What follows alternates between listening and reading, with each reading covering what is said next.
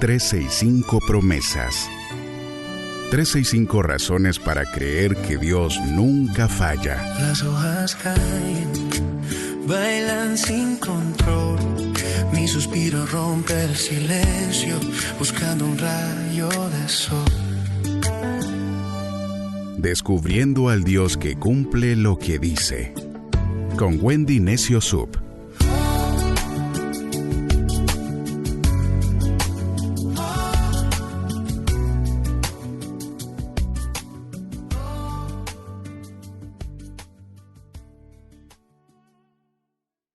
...24 de abril, promesa 114... florecerás incluso en tu temporada más inesperada. El Salmo 92, en la Nueva Traducción Viviente, en los versos del 12 al 15, dicen: pero los justos florecerán como palmeras y serán fuertes como los cedros del Líbano. Trasplantados a la casa del Señor, florecen en los atrios de nuestro Dios. Incluso en la vejez aún producirán fruto. Seguirán verdes y llenos de vitalidad.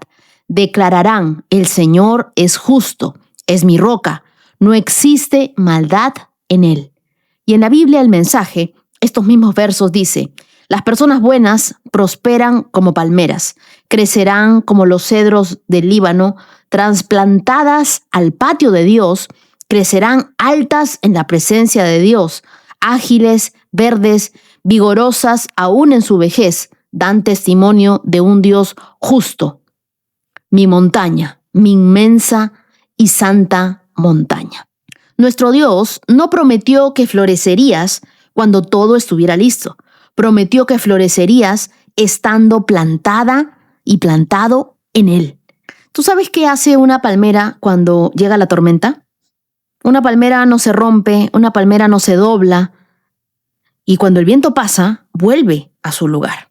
Los científicos estudiaron por años por qué las palmeras sobreviven huracanes que derrumban muchos árboles mucho más gruesos que ellas. Y descubrieron algo sorprendente.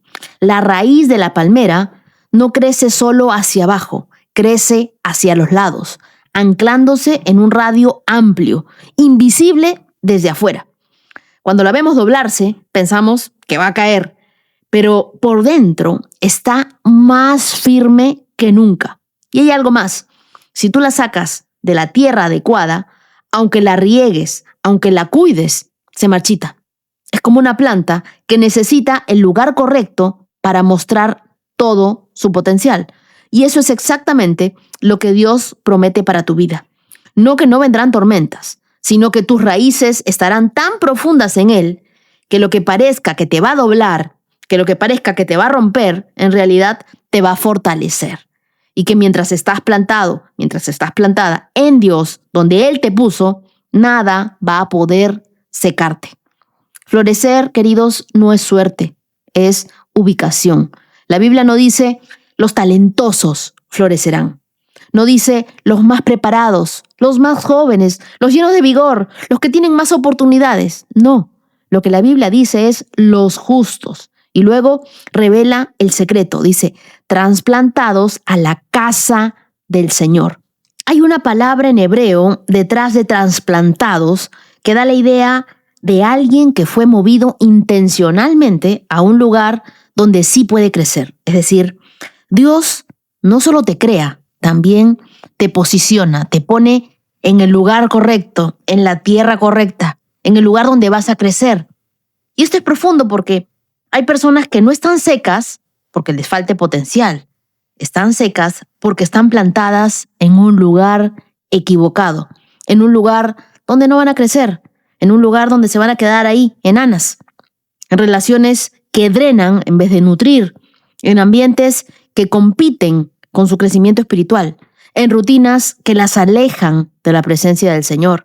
Y no todo lo que crece rápido está bien plantado, pero todo lo que fue plantado por Dios termina floreciendo. Esto es como una planta hermosa dentro de una maceta sin drenaje. Se pudre, aunque tenga todo el potencial del mundo. Así pasa con personas que están llenas de dones, de talentos, pero desconectadas de Dios, desconectadas de la fuente. No puedes esperar fruto de Él si vives lejos de su presencia, si te estás escondiendo o si estás plantado en cualquier otro lugar menos en la presencia de Dios. Tú no estás esperando el momento correcto, estás siendo formada y formado en ese momento correcto. Las palmeras y los cedros son dos tipos de fuerza que Dios quiere darte. Dios usa dos árboles en este salmo y ninguno fue escogido al azar. La palmera resiste las tormentas, se dobla, pero no se rompe. Crece en condiciones difíciles. Eso sucede con las palmeras. Eso habla de resiliencia espiritual.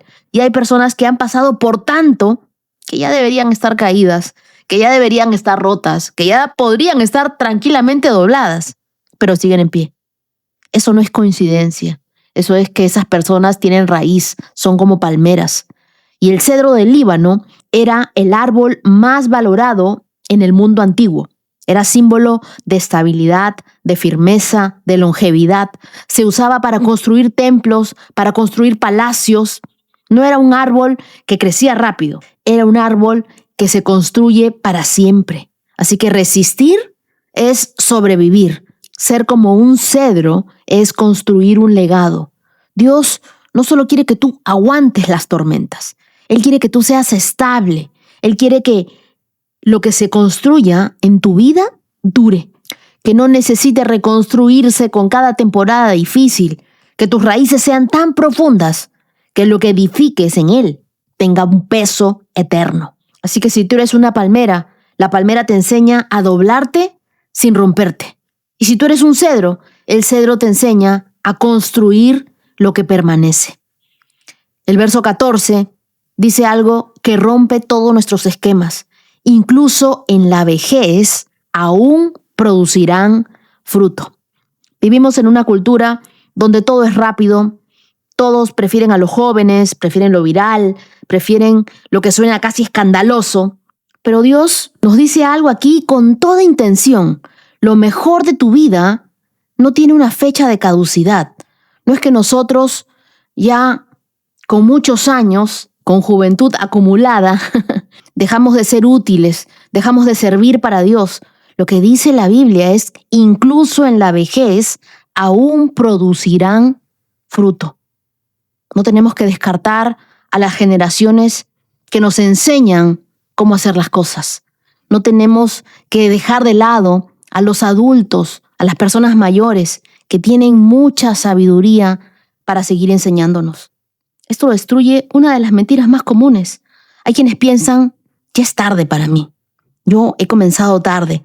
Ya es tarde para empezar, ya es tarde para estudiar, ya es tarde para cambiar, ya es tarde para dar fruto, ya es tarde para el amor. No, en el reino de Dios, tú no envejeces hacia el declive, tú maduras hacia el fruto más poderoso. Porque ¿sabes qué? Hay decisiones que no hubieras podido tomar a los 20 años. Hay sabiduría que solo se tiene después de haber vivido todo lo que viviste. Hay testimonios que solo puedes dar después de haber atravesado temporadas muy difíciles. La madurez no te quita valor. La madurez te da peso espiritual. Y eso también incluye las temporadas más inesperadas. No solo la vejez, la enfermedad que no esperabas, la pérdida que lo cambió todo, ese proceso silencioso que nadie ve. Dios te dice, ahí también hay fruto. Especialmente ahí. Estoy haciendo crecer algo nuevo en ti. Tu fruto más poderoso puede llegar en la temporada que menos te esperabas. Y de repente hoy que me escuchas, tú te sientes también así, como un árbol en invierno. Yo me sentía sin hojas, sin fruto visible, sin señales externas de que algo estuviera pasando en mi vida. No estaba pasando por una crisis espiritual dramática, pero era algo más silencioso, de alguna forma difícil. Era una sensación de que todos los demás florecían a mi costado y yo estaba quieta, estaba esperando, sin entender para qué. Estaba en la casa de Dios, sí, estaba plantada, leía la Biblia, servía, oraba, pero por fuera nada parecía moverse. No veía esas florecitas, no veía esos frutos. Y en esos momentos es fácil creer que Dios también está quieto. Pero justo en esa temporada fue cuando mis raíces fueron más profundas. Porque cuando tú no tienes fruto que mostrar, lo único que puedes hacer es aferrarte a Dios.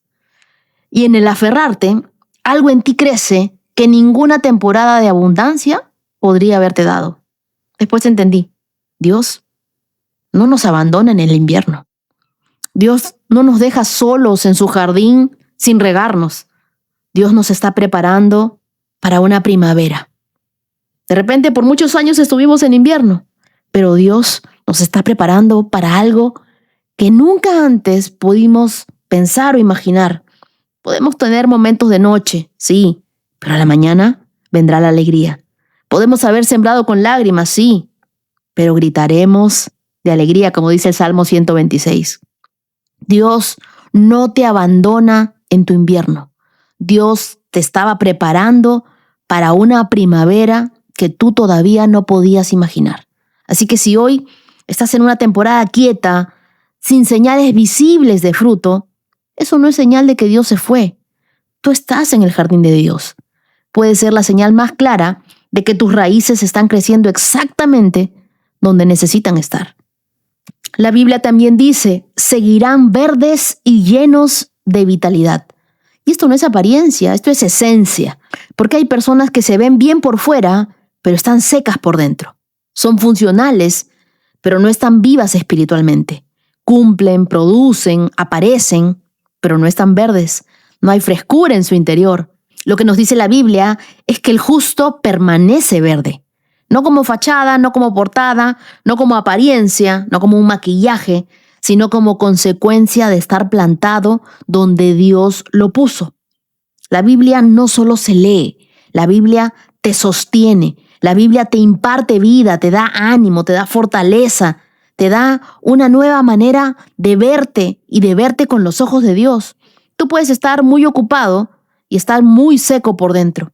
Verde no es lo mismo que estar activo, porque puedes estar teniendo muchas actividades y estar alejado de tu verdadera raíz, de tu verdadera fuente. Estar verde es una decisión de todos los días buscar a Dios, todos los días elegir la presencia de Dios sobre tu agenda de pendientes, sobre tus muchas obligaciones, incluso sobre tu trabajo. Es elegir la Biblia antes que el ruido, antes que cualquier otra cosa. Es cuidar tu vida interior, aunque nadie la vea, porque de ahí es de donde va a venir el fruto. Así que hoy te pregunto, ¿en qué temporada estás hoy? Tú puedes ver, aunque sea una pequeña señal de que tus raíces están creciendo ahí. Revisa dónde estás plantado. ¿Estás en ambientes que te acercan o que te secan? Fortalece tus raíces. ¿Cómo? En tu tiempo con Dios. Eso no es opcional. Eso es parte de tu supervivencia espiritual. No dejes tu comunión con Dios para después. No te desesperes por el tiempo, porque todo Dios lo hace hermoso en su tiempo. Lo que Dios hace profundo, muchas veces tarda, pero permanece. Y quiero que repitas conmigo, yo estoy plantado en el jardín de Dios. Mi vida no se secará. Aún en temporadas difíciles, floreceré. Mi historia dará fruto en el tiempo perfecto. Ahora acompáñame en una oración. Dios, hoy decidimos permanecer en ti, florecer en ti. Arranca de nuestra vida todo aquello que nos esté secando. Plántanos donde tú quieres que crezcamos. Hazme como una palmera en la tormenta, que me doble pero que no me rompa. Hazme como un cedro en la estabilidad, que todo aquello que edifique en ti permanezca. Gracias, mi Dios, porque incluso en la temporada más inesperada, en la más silenciosa, la que menos entendemos, tú estás trabajando desde adentro en nosotros, en nuestra espiritualidad, que nuestras raíces crezcan profundas donde no se ven y que cuando llegue el fruto solo podamos creer y confiar en este salmo, que tú eres justo y que tú eres nuestra roca, que no hay maldad en ti y que tú siempre nos bendices, nos fortaleces y nos ayudas a permanecer. Aún en nuestra vejez daremos mucho fruto. Gracias, mi Dios, porque hoy ha comenzado una nueva primavera en nuestras vidas. Oro en el nombre de Jesús. Amén. Y las lecturas que nos acompañan en este día las encontramos en Jueces, capítulo 2, verso 10, hasta el capítulo 3, verso 31.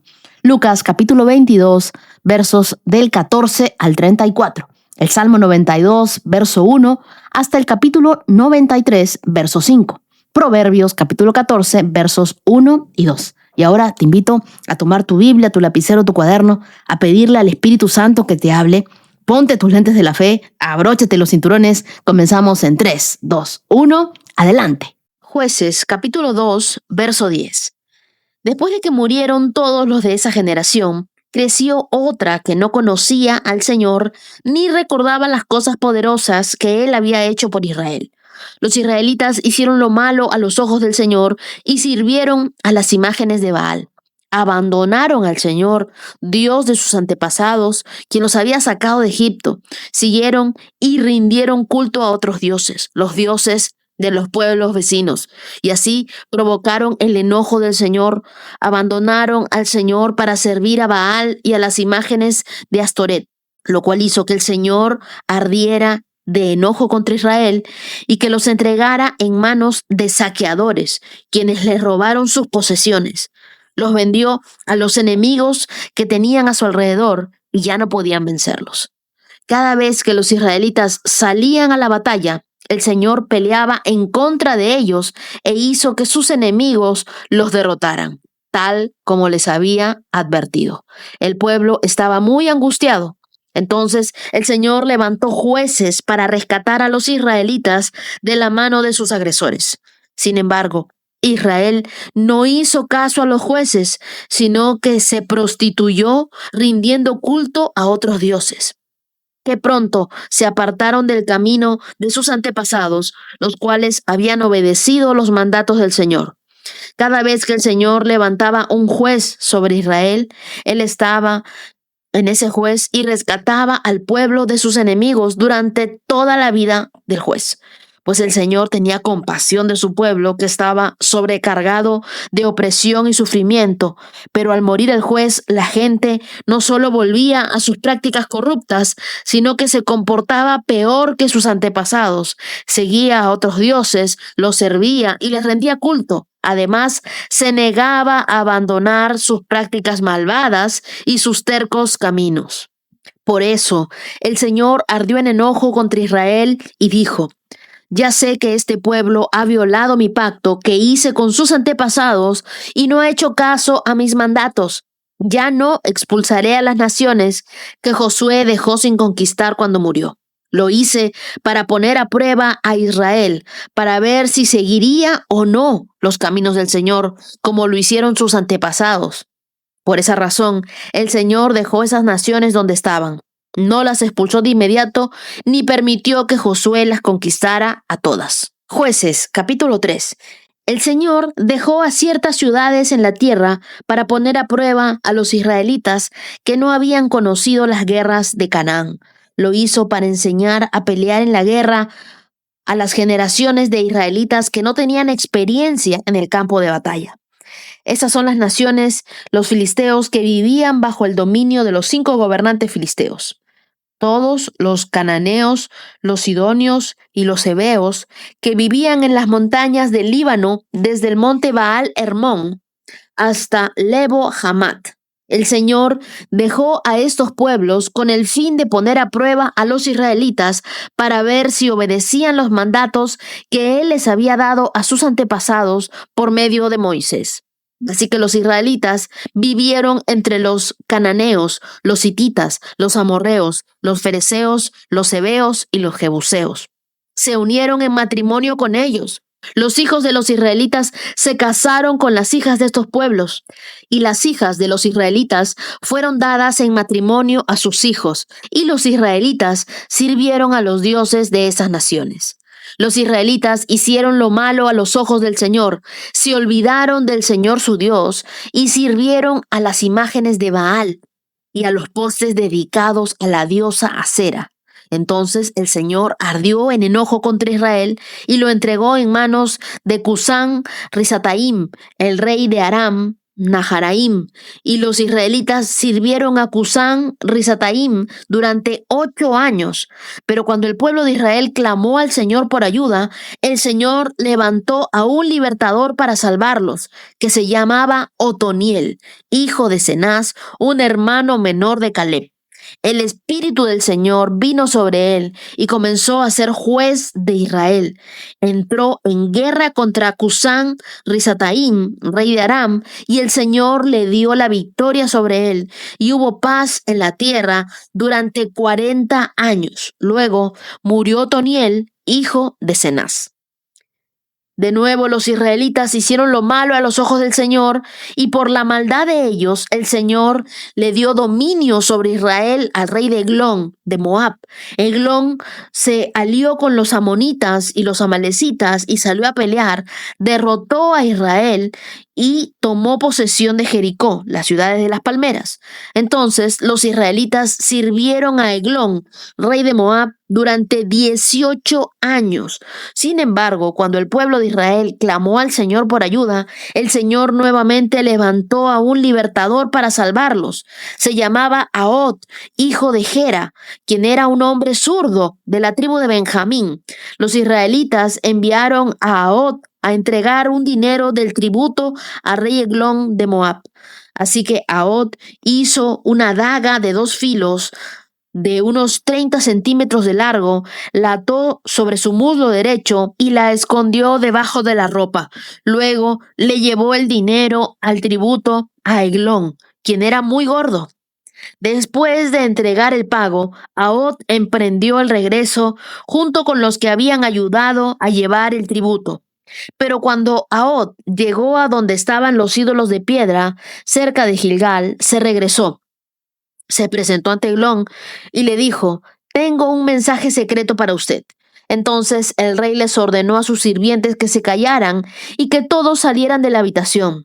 Así que Ahod se acercó a Eglón, quien estaba sentado solo en una habitación fresca en la planta alta, y le dijo: «Tengo un mensaje para usted».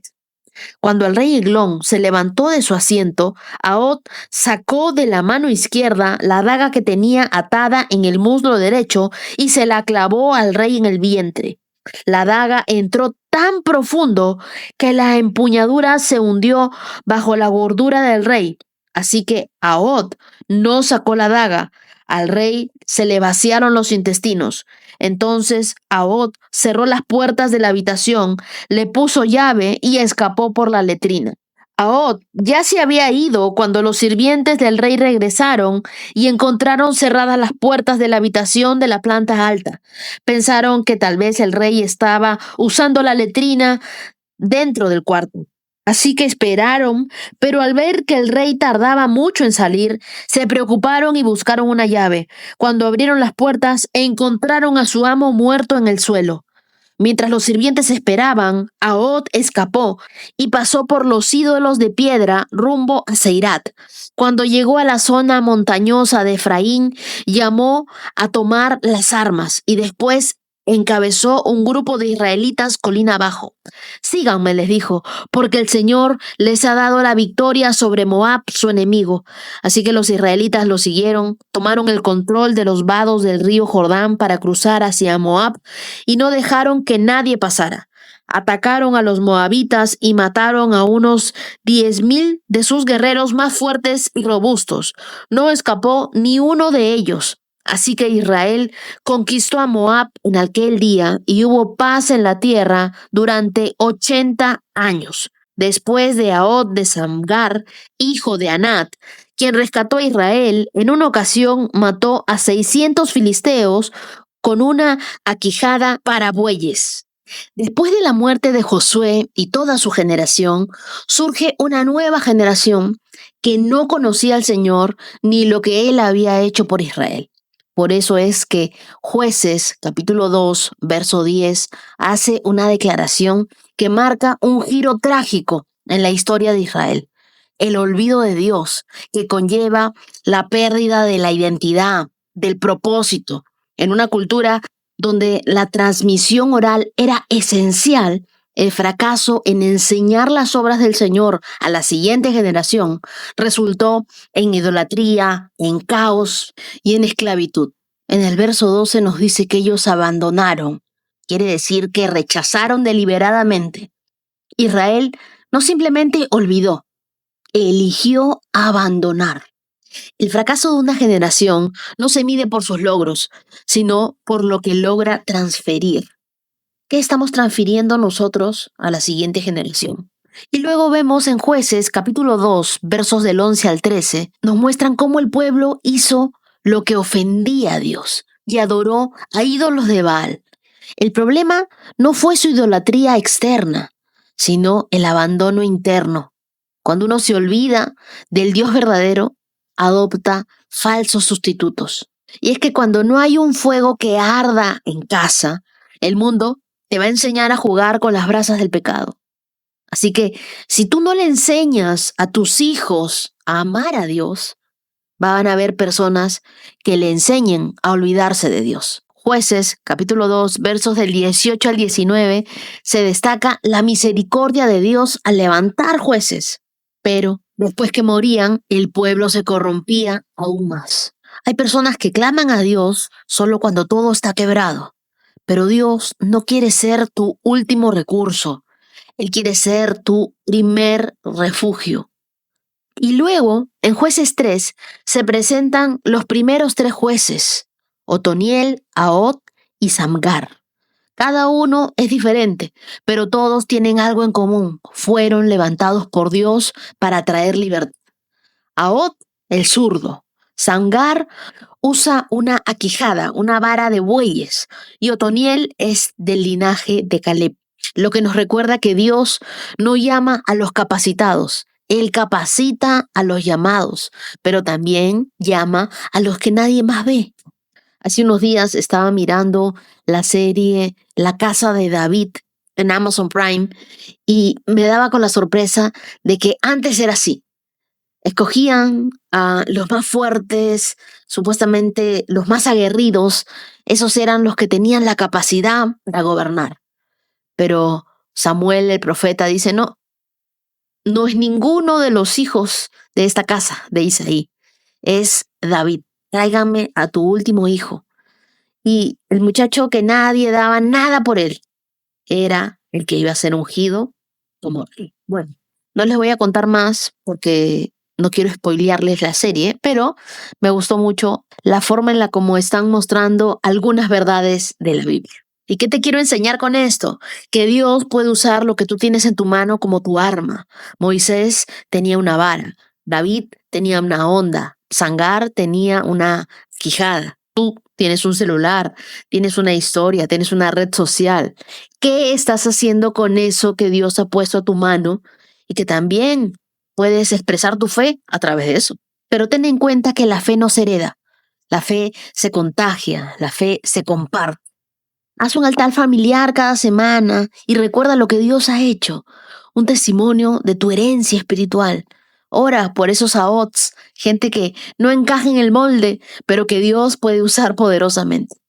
Identifica ese ciclo para romperlo. Escribe todas tus caídas, tus clamores, tus respuestas de Dios y no repitas lo que Dios ya resolvió. Ora conmigo, Señor, no permitas que mi generación sea recordada por olvidarse de ti, sino por su consagración.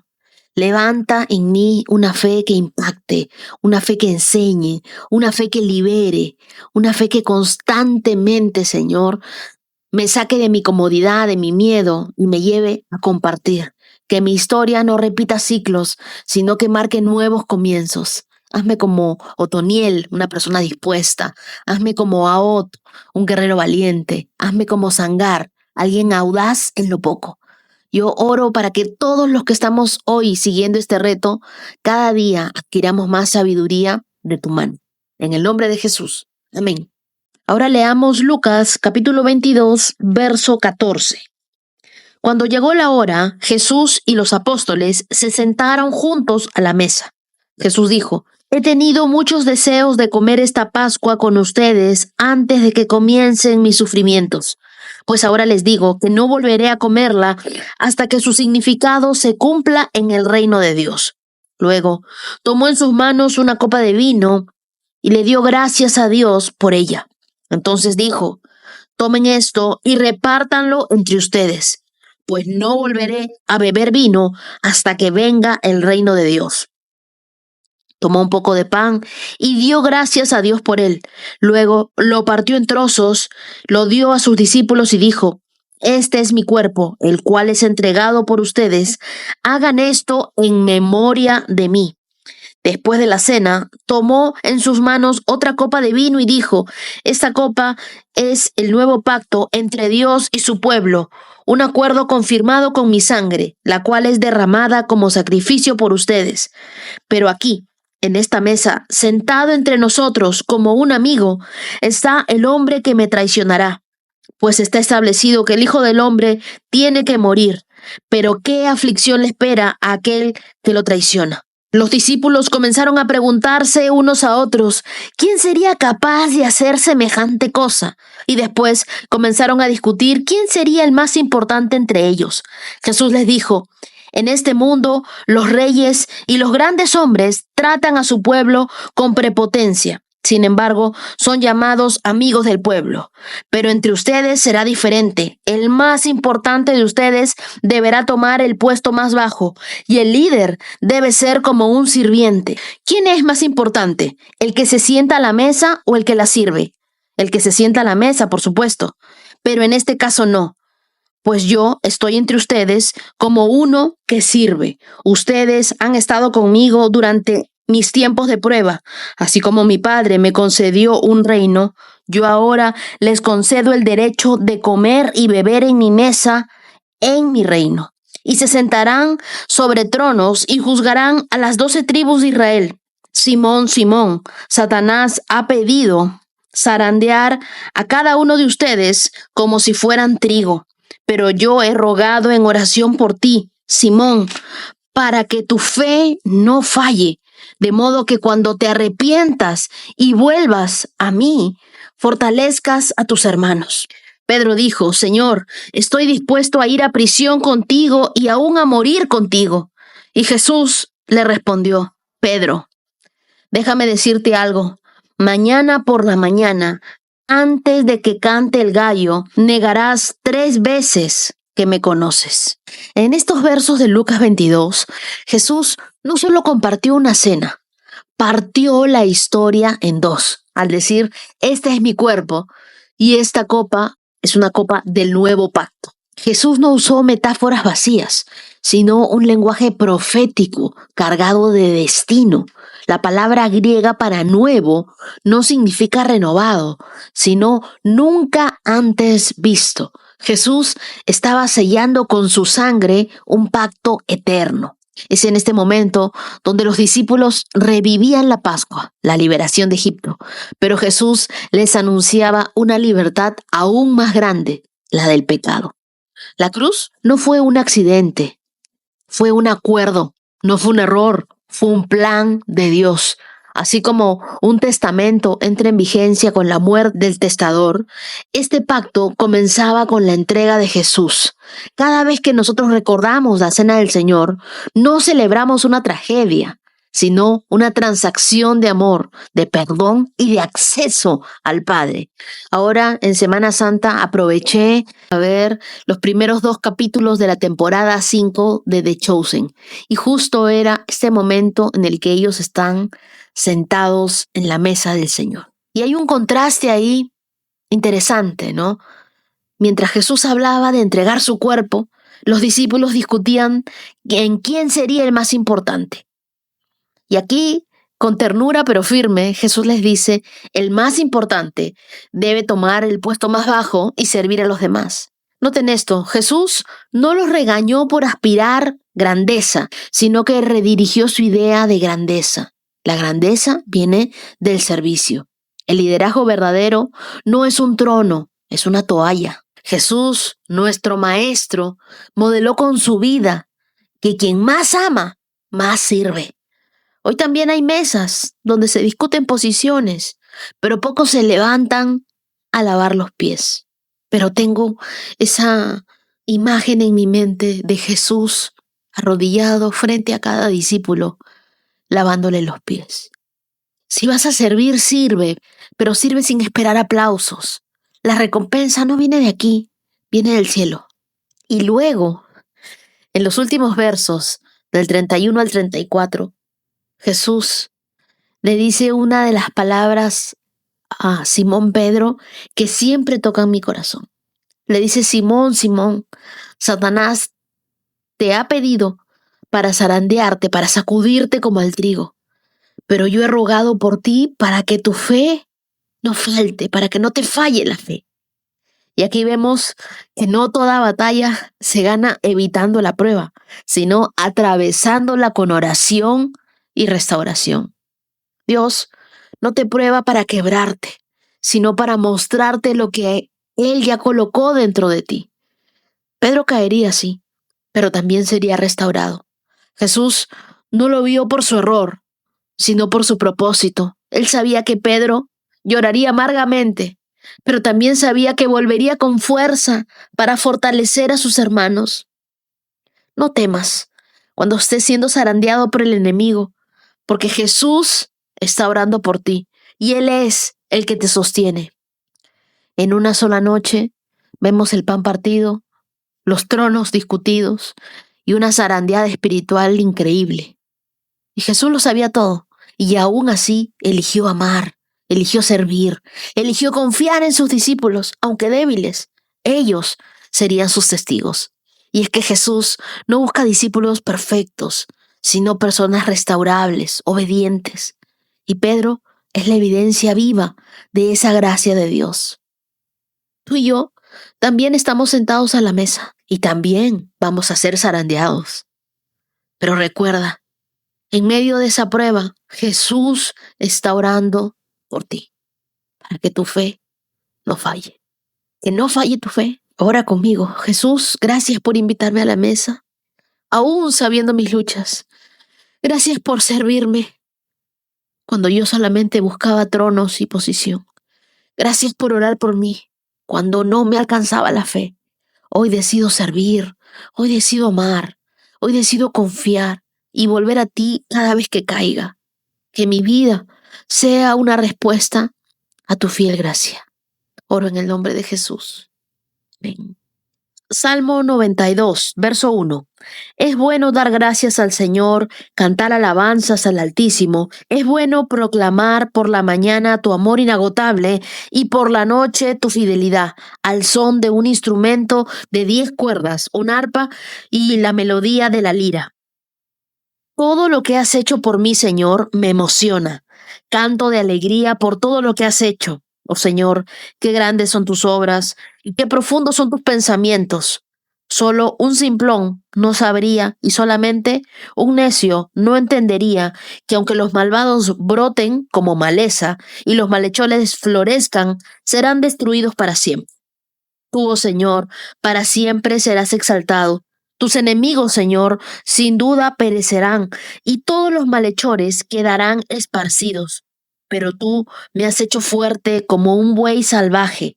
Me has ungido con el mejor aceite. Mis ojos vieron la caída de mis enemigos. Mis oídos escucharon la derrota de mis perversos oponentes.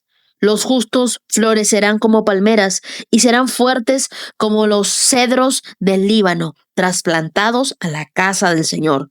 Florecen en los atrios de nuestro Dios, incluso en la vejez aún producirán fruto, seguirán verdes y llenos de vitalidad. Declararán: el Señor es justo, es mi roca, no existe maldad en él. Salmo 93. El Señor es rey, se viste de majestad. Ciertamente el Señor se viste de majestad y está armado con fuerza. El mundo permanece firme y no puede ser sacudido. Tu trono, oh Señor, permanece desde tiempos inmemoriales. Tú mismo existes desde el pasado eterno. Las aguas crecieron, oh Señor, los diluvios han rugido como truenos, las inundaciones elevaron sus impetuosas olas. pero más poderoso que el trueno de los mares enfurecidos, más potente que las rompientes olas en la orilla. El Señor, quien está en lo alto, es más poderoso que estos. Tus leyes soberanas no pueden ser modificadas. Tu reino, oh Señor, es santo por siempre y para siempre. El Salmo 92 comienza proclamando el amor inagotable por la mañana y la fidelidad de Dios por la noche. Versos 1 y 2. Y David nos enseña que la adoración no es una respuesta emocional, sino una convicción espiritual. No se trata de sentir ganas de alabar, sino de reconocer que Dios merece ser alabado en todo momento. La alabanza en la mañana habla de comenzar el día con gratitud y la adoración nocturna refleja una confianza aún después de enfrentar luchas. Lo cierto es que no podemos elegir nuestras circunstancias, pero sí puedes elegir una actitud de adoración. Adorar en medio de la adversidad es un acto de guerra espiritual.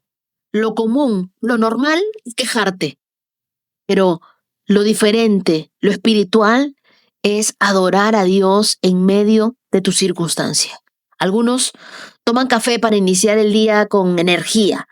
La adoración es ese café del alma. Despierta tu fe, renueva tu gozo, fortalece tu perspectiva. A mí me gusta hacer un buen café pasado, uno que es gota a gota. Yo voy viendo desde la preparación. Así también debe ser nuestra oración.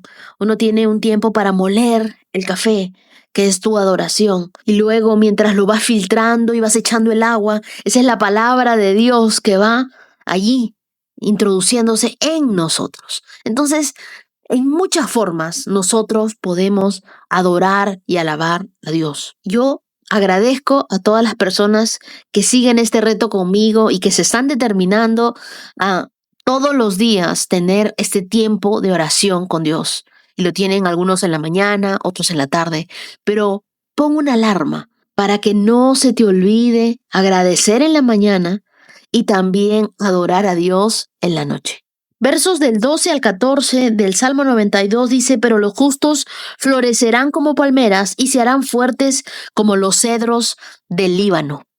La Biblia compara al justo con una palmera que crece en terrenos secos y con el cedro que tiene raíces profundas. Florecer no es algo automático, es el resultado de ser plantado en la presencia de Dios. Un mundo que premia el movimiento constante, Dios premia la permanencia fiel. Evalúa tus raíces entonces. ¿Estás plantado en la palabra de Dios, en la oración, o solo visitas eventualmente la presencia de Dios? Si es así, no esperes frutos permanentes. Y luego, en el Salmo 93, en el verso 1, me trajo mucha paz el leer que el mundo permanece firme y no puede ser sacudido. El trono no tiembla aunque el mundo lo haga. Cuando todo a nuestro alrededor parece sacudirse, Él permanece. Su trono no es simbólico, es real, y su reinado no tiene interrupciones. Dios no pierde el control, incluso cuando tú sientes que lo perdiste todo. Así como las bases de un edificio no se ven, pero sostienen todo, así el trono de Dios sostiene el universo, aunque el caos lo quiera opacar. Cuando tú sientas ansiedad por el futuro, declara con voz firme: Dios reina. Él sostiene mi vida. Su trono está firme. Yo estoy en sus manos. Mi familia está en sus manos. Dios continúa teniendo el control de todo. Y los versos 3 y 4 dice que cuando las olas rugen, porque el salmista no niega el rugido de las olas, él reconoce el caos, pero afirma algo más fuerte: Dios está por encima. Las olas pueden ser emociones intensas, malas noticias, traiciones, pérdidas, pero por más fuerte que sea su sonido, Dios es más poderoso. Cuando el enemigo ruge y ruge como el mar, no olvides que Dios creó el mar. Y Dios no solo calla las olas, Él las domina. Proverbios 14, verso 1. La mujer sabia edifica su hogar, pero la necia con sus propias manos lo destruye. Los que siguen el buen camino temen al Señor, los que van por mal camino lo desprecian. Amigos, edificar es intencional, mientras que destruir es descuido. La expresión usada aquí en el verso 1 para edificar implica construcción, algo progresivo, algo paciente, algo estratégico, en contraste con el verbo destruir, que viene del hebreo harás, que sugiere derrumbe, pero por negligencia, por acciones impulsivas. Edificar requiere sabiduría, pero también constancia, humildad, carácter. No se edifica un hogar, una vida o un ministerio con impulsos, sino con convicción. Así como una casa no se construye en un día, pero sí puede derrumbarse en segundos, una mala decisión, una palabra sin filtro o una actitud sin dominio propio puede afectar años de siembra. Y el verso 2 marca el contraste entre quienes siguen el camino recto y quienes toman el camino torcido. Seguir el camino recto no es solo cuestión de ética, sino de adoración.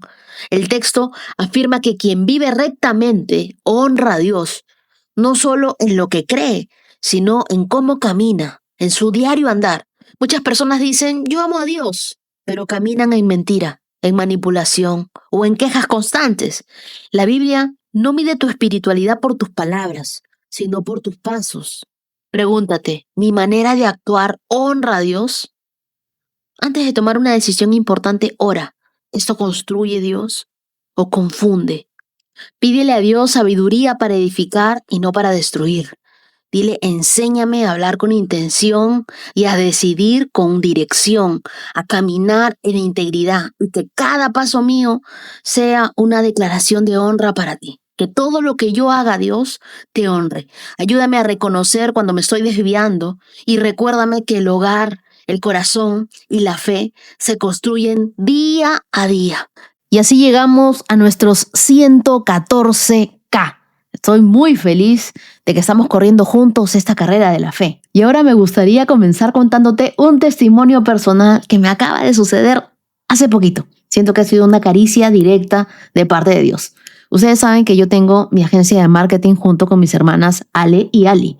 Nosotras trabajamos con marca personal, pero no cualquier tipo de marketing. Trabajamos con actores, con periodistas, con figuras del espectáculo, proyectos de cine, de teatro. Todo lo que ustedes ven que yo comparto en mis historias de Instagram es porque realmente estamos detrás de eso o estamos trabajando para eso. En diciembre, una de nuestras clientas muy queridas nos hicieron un regalo. Nos dijeron, pueden escogerse unos lentes de sol. Mis hermanas fueron, recogieron sus lentes, los usaron, pero yo no había ido.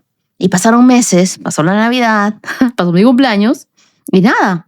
Hasta que hace poco, una de ellas me saluda por mi cumpleaños y me dice, Wendy, tú eres la única que no ha ido a sacar sus lentes. Y lo que ustedes no saben es que justo ese día yo había estado pensando en eso. Porque hay algo que ustedes no saben tanto. Y es que yo tengo 2 medidas en los ojos. Un ojo fue operado porque tenía un problema fuerte de la visión. Tenía ojo perezoso. ¿Y qué pasa? En un ojo tengo miopía y en el otro tengo astigmatismo. Entonces, necesito lentes para ver de lejos y también lentes para ver de cerca. Y justo ahí estaba mi necesidad, porque yo leo mucho. Yo leo la Biblia, ustedes saben, estudio, preparo contenido, constantemente trabajo en la computadora, pero para leer de cerca yo no estaba usando los lentes adecuados. Y sí, podía hacerlo, pero me cansaba. Entonces yo decía, bueno, recibiré el regalo con amor, pero tampoco me puedo poner exquisita ni a pedirle más cosas porque es un regalo. Pero ese día aprendí algo. Dios escucha incluso lo que tú no dices. Yo elegí mis lentes, me encantaron, y en ese momento, sin que yo lo pidiera, ellos dicen, a Wendy hay que hacerle lentes multifocales. Y yo por dentro decía, wow, justo lo que necesito. Y luego dicen, y las lunas van a ser especiales para computadora, con un filtro azul. Yo hasta ahí ya me sentía súper ganada, bendecida, contenta, pero ustedes saben que Dios nunca deja las cosas a medias. Él siempre nos da más de lo que uno espera. Y después dicen, y vamos a ponerle una placa para que también sean lentes de sol. Entonces quiero decirles, yo salí de ese lugar flotando, con lentes para ver de cerca, para ver de lejos, para trabajar, para el sol, todo lo que yo necesitaba sin haberlo pedido. Y entendí algo profundo. Dios no solo responde oraciones, Dios siempre cuida incluso hasta los detalles. Esos anhelos que tú ni siquiera te atreves a decir en voz alta. Esas pequeñas cosas que tú dices, bueno, no es tan importante. Dios las ve, pero llegan justo cuando tú las necesitas. Porque además yo estoy a punto de viajar a la conferencia en Miami y ustedes saben que yo siempre estoy leyendo, estudiando, llevando mis Biblias y todas las letras de las Biblias son chiquititas, ¿no? Así que creo que nada de esto ha sido casualidad. Todo ha sido provisión de Dios, su amor en su máxima expresión. Y fue Dios diciéndome, oye, yo estoy incluso en lo que tú crees que es pequeño, incluso en esos pequeños deseos. Me recordó tanto el Salmo 37:4 que dice, deleítate en el Señor y Él te concederá los deseos de tu corazón. Dios sabe lo que tú necesitas. Dios conoce tu corazón mejor que tú mismo. Y cuando tú caminas con Él, hasta los detalles más pequeños se convierten en un testimonio. Así que si eso ha sucedido conmigo, imagínate lo que va a suceder contigo porque todavía no termina el mes de los regalos del cielo. Tienes que seguir esperando esos milagros porque van a suceder. Dios está obrando incluso en lo que tú no ves, incluso en lo que no le has dicho. Porque Dios es un Dios de procesos, pero también es un Dios de detalles. Y ahora te invito a escuchar el testimonio de Evelyn. Hola Wendy, hola íntimos, mi nombre es Evelyn y quiero compartir mi testimonio. Hace un tiempo, Wendy, te mandé un mensaje donde de verdad me sentía muy mal, estaba muy destrozada. Y me acuerdo que me comentaste cuando digas tu testimonio, celebraremos juntas. Y yo esperaba que mi testimonio fuera que mi hija y yo volviéramos a tener comunicación. Y entonces yo escuchaba todos los podcasts, todos los podcasts y los testimonios y yo decía, no, es que cuando mi hija y yo hablemos, Y pues no, la verdad es que no ha pasado, ¿verdad? Entonces quiero compartir cómo me siento hoy. Durante mucho tiempo yo pensé que mi testimonio iba a ser que mi familia estuviera restaurada, volver a hablar con mi hija y que todo regresara a como era antes. Pero hoy entiendo que no, que mi testimonio empezó dentro de mí. Yo pasé por un momento muy oscuro, me sentía completamente perdida, confundida, triste, al grado de sentir que ya no quería vivir. Recuerdo que un día le dije a mi hija, la más chica que todavía vive conmigo, le dije, hija, de verdad que estoy de pie por ti, porque yo ya no quiero estar aquí. Y sin darme cuenta yo le di una carga emocional muy pesada a mi hija. De tener una familia que todos veían como hermosa, de repente todo se vino abajo por situaciones muy dolorosas con mi hija que se rompió completamente. Dejé de tener ganas, dejé de disfrutar la vida, dejé de amar la vida. Incluso aunque leía la Biblia y escuchaba tus podcasts, mi corazón seguía muy triste porque yo quería que todo se resolviera a mi manera. Hasta que un día escuché una promesa tuya que marcó un antes y un después en mi vida. Decías, entrégale tus cargas al Señor. Hay batallas que no se ganan peleando, se ganan entregando. Y también, tal vez hoy estás cargando algo muy pesado, una injusticia, una traición, algo que no puedes resolver. Pero cuando tú ya no puedes cargar más, Dios sí puede sostenerse. Ese día esas palabras atravesaron mi corazón. Ese día me rendí. Recuerdo que estaba sola en mi departamento. Literalmente me tiré al piso, lloré como nunca y le entregué a Dios todo. Mi dolor, mi pasado, mi tristeza, todo lo que ya no podía sostener, mis porqués. Y pasó algo muy fuerte. No es que mi vida se resolviera, no es que mi situación cambiara de un día para otro. Pero yo cambié, algo dentro de mí se acomodó, sentí paz, sentí descanso, sentí que ya no estaba sola y desde ese día Dios ha empezado a transformarme. Hoy mi vida no está perfecta, aún hay cosas que me duelen, aún no tengo la restauración que yo soñaba, pero hoy tengo algo mucho más fuerte, tengo la certeza de que Dios estaba trabajando en mí y algo que quiero decir es que sí es real, porque hasta mi rostro cambió. Yo me veía muy desgastada, triste, cansada. Mi cara reflejaba todo lo que yo traía por dentro y hoy me veo diferente, me siento diferente, no porque todo esté resuelto, sino porque Dios me está sanando por dentro y hoy puedo decir con toda seguridad, Dios no me va a dejar como me encontró, Él me está reconstruyendo con amor paso a paso y si alguien está escuchando esto y se siente como yo me sentía, quiero decirle que no se rinda, que aunque no vea cambios afuera, Dios ya está haciendo algo por dentro y muchas gracias Wendy porque tu podcast y ese don que Dios te dio realmente has transformado muchas vidas. Hoy tengo la certeza que cuando Dios decida que yo vuelva a hablar con mi hija y conocer a mi nietecita o nietecito, lo que Dios mande, lo va a hacer desde un corazón sano, un corazón sin juicios, un corazón que no esté lastimado, porque justo es lo que Dios está haciendo, me está reconstruyendo. Muchísimas gracias por el espacio y un saludo a todos los íntimos. Soy Evelyn desde la Ciudad de México. Querida Evelyn, gracias por tu valentía. Y quiero decirte algo. Elegirte no fue egoísmo, yo creo que ha sido sanidad, porque soltar no fue rendirte, ha sido confiar en Dios. Y guardar silencio tampoco es debilidad, es sabiduría. Yo creo contigo que Dios está trabajando en tu historia y que cuando llegue el momento de restauración, no va a ser desde el dolor, sino va a ser desde la sanidad. Te quiero regalar el Salmo 34, verso 18, que dice que el Señor está cerca de los que tienen quebrantado el corazón y rescata a los de espíritu destrozado. Evelyn, Dios está cerca de ti. Él no te dejó sola, no te soltó, no te abandonó. Y aunque este capítulo ha sido para ti uno de los más duros, tampoco es el final de tu historia. Dios está reconstruyendo paso a paso con amor, con propósito, todo lo que viene en adelante. Y yo sé que tú vas a estar con un corazón sano. Y ahora quiero contarte el testimonio de Gloria. Ella es una colombiana viviendo en Brasil. Ella nos cuenta que desde joven aprendió a orar, a pedirle a Dios con detalle. Y así fue como llegó su esposo, un hombre con las características exactas que ella le había pedido a Dios, un amor que nació como respuesta a una oración.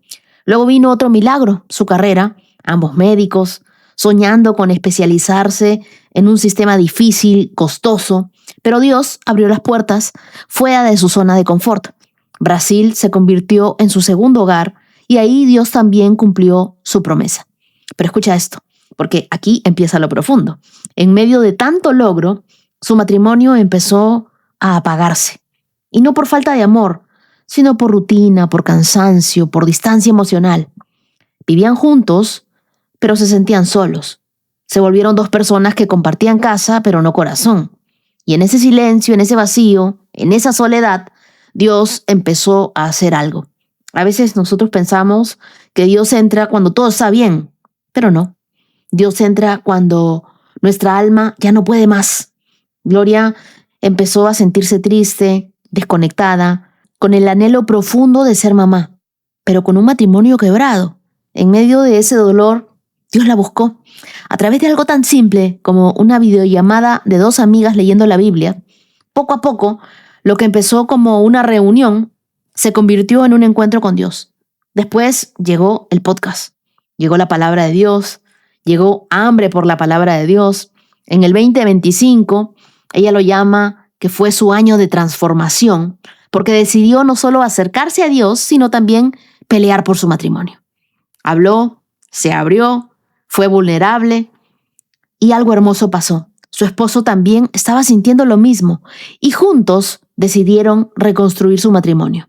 Dios no solo restauró su fe, restauró su hogar. Pasaron de ser dos desconocidos a volver a enamorarse, a reír, a hablar, a conectarse, a ser otra vez novios. Y en medio de una crisis, cuando su esposo perdió el trabajo, Dios usó ese momento para sanar lo que el tiempo había desgastado, porque lo que parecía pérdida era propósito. Y aquí viene la parte más íntima, la más humana, su anhelo de ser mamá, ese sueño que ha estado en el corazón de ella desde niña y aún no se ha cumplido. Ella ha orado, ha esperado, ha llorado, ha tenido días de fe, días de dudas, días en los que suelta, días en los que vuelve a querer controlar todo. Y quizás tú que me escuchas te identificas con esto porque hay promesas que duelen mientras llegan. Pero Gloria tomó una decisión poderosa. Después de intentar, de buscar, de luchar, decidió descansar en Dios, soltar el control, dejar de pelear las batallas que no le corresponden y confiar. Hoy su testimonio no es solo lo que ya recibió, sino lo que está aprendiendo a esperar. Porque ella misma lo dice, sé que mi espera tiene un propósito. Bueno, mi querida Gloria, yo creo con todos los íntimos que Dios responderá a ese anhelo más íntimo de tu corazón. Porque Dios no se olvida de ti. Él nunca juega con nuestros sueños. Él no despierta anhelos para dejarlos inconclusos. Si Él ya abrió una puerta, Él se va a encargar de completar la obra. Si Él ya puso en ti ese deseo de ser mamá, es porque ya hay una historia escrita que aún no has visto. Y mientras llegue ese milagro, Él ya está haciendo muchos milagros en tu vida. El primero, te restauró a ti, sanó tu corazón, restauró tu matrimonio, te acercó a su presencia. Eso no es casualidad, Él está preparando tu corazón porque los hijos que vienen llegan a un hogar sano, a un matrimonio restaurado, a una mujer que aprendió a depender de Dios. Así que tú sigue descansando en el Señor, sigue confiando, sigue creyendo, incluso en los días en los que te duela, porque tu historia no termina en la espera, querida. Anota mis palabras. De aquí a un año tú estarás abrazando a tu hijo, así como la tsunamita. Tu historia termina en el cumplimiento de tu promesa. Te quiero regalar Isaías capítulo 40, verso 31, que dice: la esperanza en el Señor renueva las fuerzas. Levantarán alas como las águilas. Correrán y no se cansarán. Caminarán y no desmayarán. Así que, querida, renueva tu esperanza, que sepas que en Dios tienes esa respuesta y Él concede los anhelos más íntimos de tu corazón. Y ahora quiero agradecer a los corazones generosos íntimos de esta hermosa comunidad. Muchas gracias a mi querida amiga Katy Quintana. Dios te bendiga, querida. Muchas gracias a Alison Aymara, a Damaris Barrios, a Yajaira Aranda. Dios te bendiga y felicidades por ese matrimonio, a mi querida Ana Ocando. Dios te bendiga, Solange Chacón. Y a mis corazones de gracias del canal de YouTube, a Fari Baeza, a Judith Berrospe. Y a ustedes, queridos, quiero regalarles Primera de Crónicas, capítulo 16, verso 12, que dice: recuerden las maravillas y los milagros que ha realizado. No te olvides, ten memoria de las cosas que Dios ha hecho en el pasado, porque aún mejores son las que hará en el futuro. Lo mejor de tu vida no se quedó atrás, está por venir. Muchas gracias, queridos íntimos, por acompañarme hasta aquí. Nos vemos el día de mañana para seguir corriendo esta carrera de la fe. Que Dios te bendiga rumbo a tu trabajo, que Dios te bendiga rumbo a tus estudios.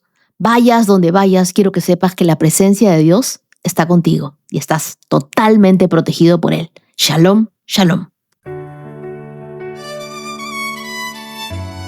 Has escuchado 365 Promesas.